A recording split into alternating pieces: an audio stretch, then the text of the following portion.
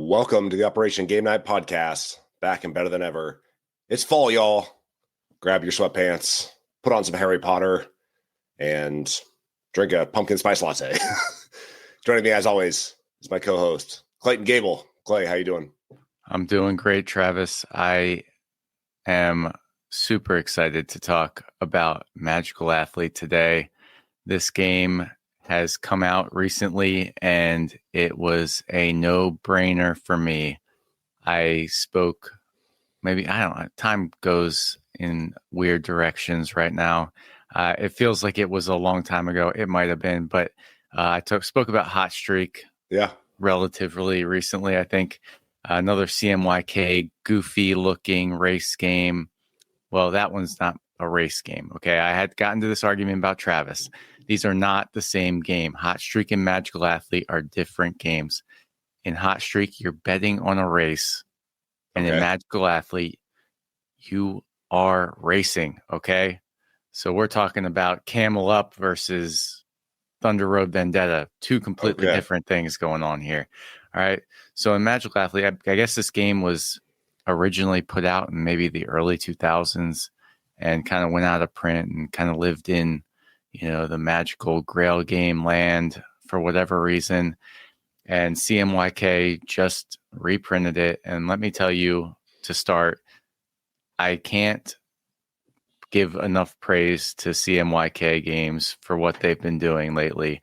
I mean, their lineup has just been speaking to me in such a way that I've never been so charmed just by looking at a game as I am by looking at Magical Athlete. I mean, this cover is ridiculous. All right.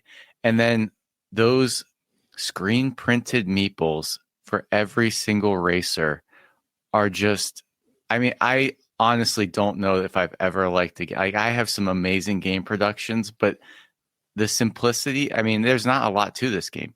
You get a few colored die and you get about 30 of these screen printed meeples for the different racers.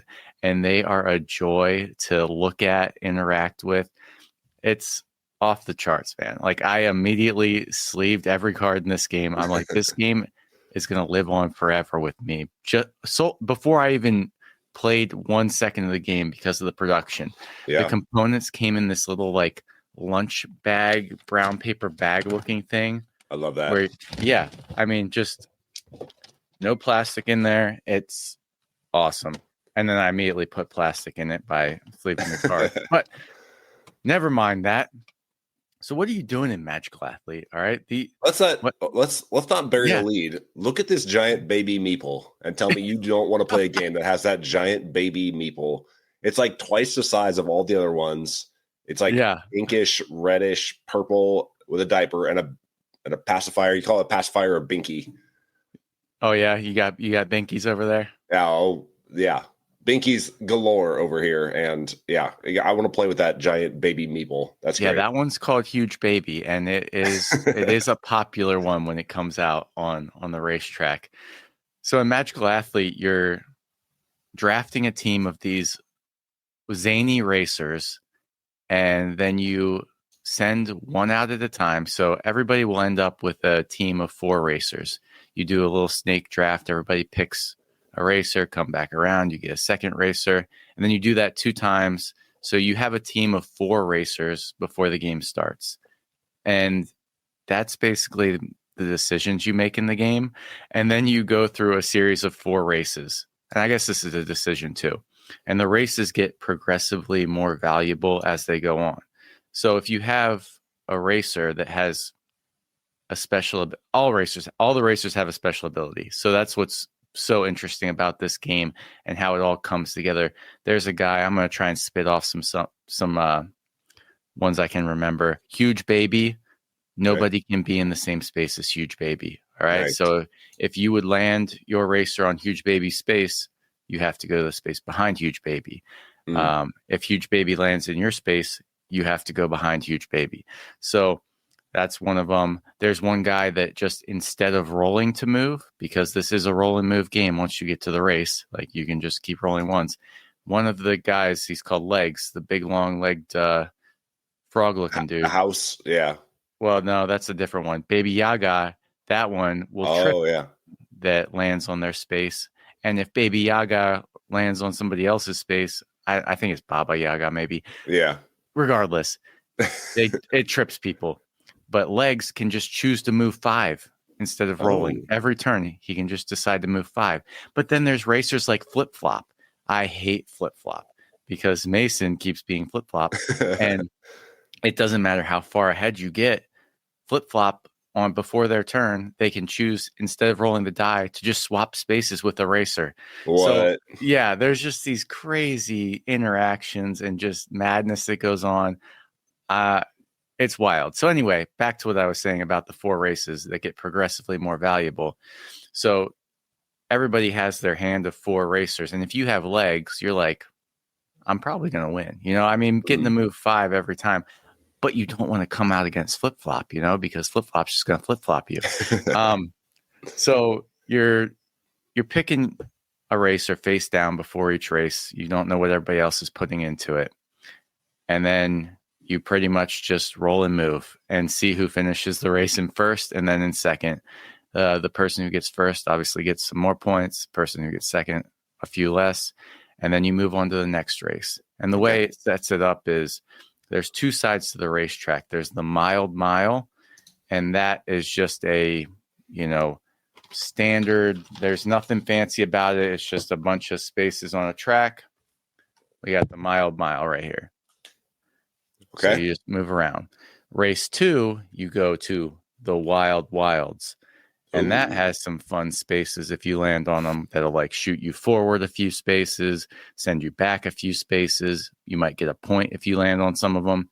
So you alternate a mild race, a wild wilds race, and then you do that again. So that's the 4 races. And again, it's super simple what you're doing during the race. It's your turn, you roll, you move. If there's any crazy powers you have, which there are, those freaking activate, and then you hand out point chips. I guess I've been glowing about this game because it's something I'm into. Like this is right up my alley right now. Like this is fun. Like this is what I want games to be. Everybody's yelling, everybody's cheering. There's a racer called Party Animal, and his whole shtick is before he rolls the die, everybody moves towards the party animal, and then when he rolls, he gets an extra move for every person on his space. Ooh. So before every turn, I'd be like, Party Animal, everybody moves in, and you roll, and it's so much fun. That's cool. But there are some times, as you would imagine, with such clever and unique rules interactions, there can be times where it's hard to discern what should be happening. Sure. Like, I mean, Mary had one that said anytime someone's ability activates, she just gets to move 1. So, and that was called Scoocher. He's a little rabbit, like scooching his butt on the ground. It's so cute. But it was, we just got into like, well, does it move in this case? Like if my ability activates on someone else's turn. And, you just deal with that and you kind of all agree on what it's going to be. There's a section in the rule book that specifically calls out, like, it's called Fiddly Details right here, which is, nice. I thought was pretty cool. Yeah, man, there's so much variety in this box, and it has so much charm and character that I am in love. I'm in love. I'm not even gonna lie. This game's a 10 out of 10 for me. I want to play it all the time with everybody. I mean, I've only played it twice with my family, and I played it with my kids. One's gonna be 9, one's 7, and my wife. And every night after we played it, they kept saying, "Can we play Magical Athlete again? Can we play Magical Athlete again?" That's great. They love it. I love it. It's just a fun time. There was one race, one of the 4 races during a game that took a significantly longer time than it needed to because we had several, just by happenstance, racers that had abilities that kind of drug people back. Okay. So Yeah, Isaac had a snake that could warp somebody to his space every time before his turn. And so as soon as someone would get ahead, they got warped back to wherever Isaac was. And then the flip flop was in there. And I think we had a guy that like did -1 to your roll. So that one race ended up taking a while, but there's some that you just fly through because another racer guy could just go on about these abilities. There's like this blimp rocket, and before the second turn of the race, every move he gets +3 to his roll. Ooh. So he just flies out the gate, and then once he hits that second turn, now he gets -1 to every move. So it's just, dang. Yeah, and I thought it was going to be, like I said, there are some times when the interactions are hard to manage, but for the most part, like, it's pretty nice just having one racer out there at a time that has one ability. Like, that's all you really have to remember. Versus, you draft a set of 4 racers at the beginning. You're like, oh, geez, I got these 4 different racers I got to keep track of. But on a race by race basis, you really only have one ability you need to be keeping track of. And it's just a lot of fun. So you are only playing one racer at a time, not like you get dealt 2 cards and you're picking one of them to be? Is that what that is? So at the beginning of the race, before you do any racing, there's a snake draft. Okay, so it's just like you take the meeple that you want. It's not like I get dealt 2 cards with the special abilities and I pick one. Yeah, you end up with 4 racers before doing any race. Okay. So you'll have a hand of 4 cards with their abilities. You'll have their 4 meeples, and then race by race, you decide which one you want to send out. Oh, okay. Yeah, that's cool. Yeah, and like I said, the later race is worth the most points. So you kind of get into if you wanted to get into those head games, like, well, I'm saving my best racer for the last race where I can get the most points. But then, other people are thinking that same way too. So maybe you get the easy points in race 1. Yeah.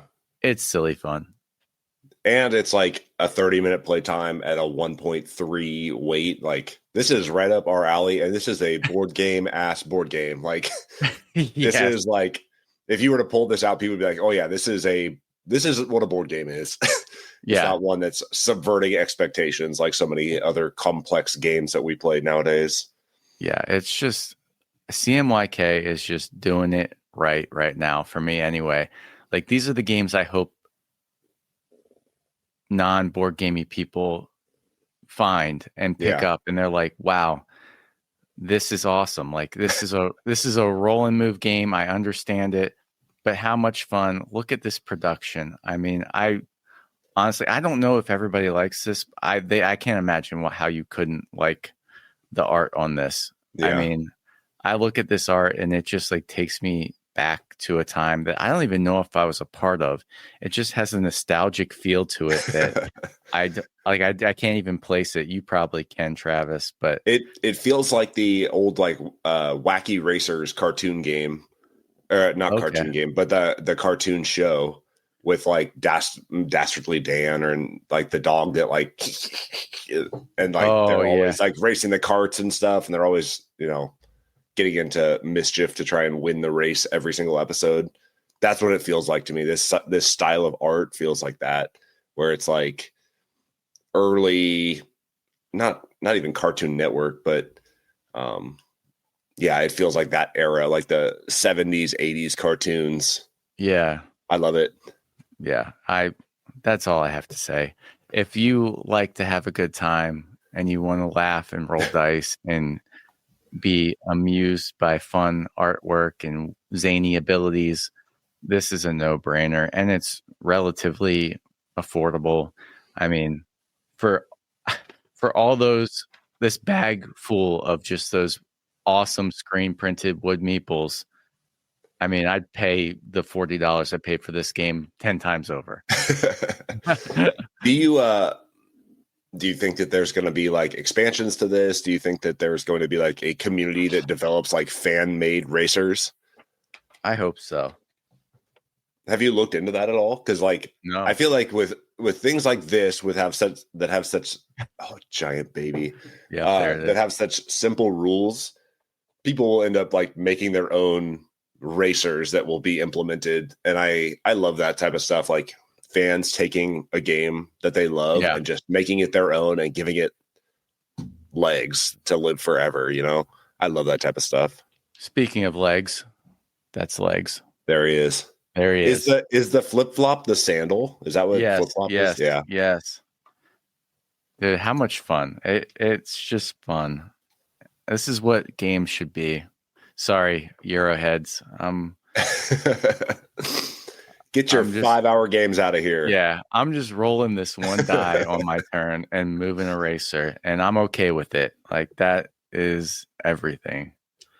Do you know if this is going to like mass print, like big box stores, or is this like CMYK? Are they going specifically to like friendly local game stores? I don't know if I've seen their games. Spots would be one I would imagine. I've seen Spots in like Target. Yeah, okay. Wavelength is in Target as well. So I mean, sounds like they have the distribution channels open. So It's just a matter of, I don't know if a person would pick this up off the shelf. I would. I definitely. I mean, as soon as I saw that cover and saw CMYK games, I was like, I'm in. Yeah. But listen to that lineup from CMYK games. Wavelength, Spots. They got the new Quacks, which I also got that, and it's awesome.